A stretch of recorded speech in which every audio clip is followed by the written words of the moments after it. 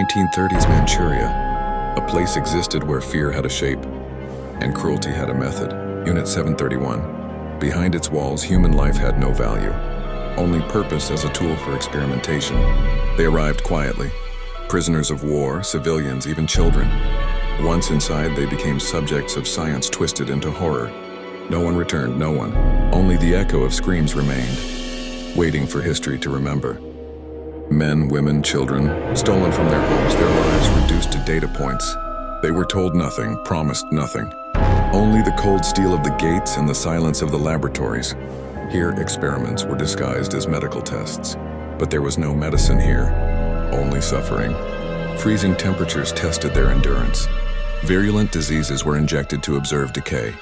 Limbs were dissected while life still clung stubbornly. Each method was recorded meticulously. A ledger of cruelty, a manual of terror. They froze humans to test survival in extreme cold. They exposed them to plague, cholera, and anthrax. They dissected bodies alive to study organs under stress. Nothing was off limits. There was no morality here, no remorse, only data and results. And the scientists kept meticulous notes as if recording a simple chemistry experiment.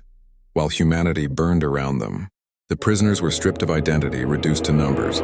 Some would scream for hours before death. Some never screamed at all, faces frozen in silent terror. And each experiment pushed further into darkness as if cruelty itself demanded more. Unit 731 wasn't just a lab. It was a factory of suffering. Starvation, disease, exposure. Death was omnipresent, inescapable. Those who survived one horror faced another. Every day was a gamble with mortality. Guards moved silently, observing, reporting. The scientists worked tirelessly, untouchable, as though the world outside would never know. And for the prisoners, each sunrise was not hope, it was another sentence. Another test, another chance to be forgotten.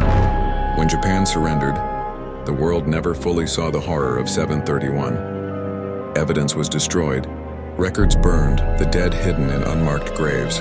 But some testimonies survived, whispering of the horrors that can never be fully erased.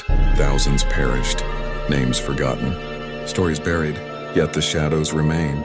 The ruins stand as a silent testament, a warning that science without conscience becomes a weapon of unimaginable terror. In the silence of abandoned labs, you can almost hear the whispers of the forgotten and the cries of those who were forced to endure until 731. History remembers, even if the world tries to forget. Thanks for watching. If you like the video, don't forget to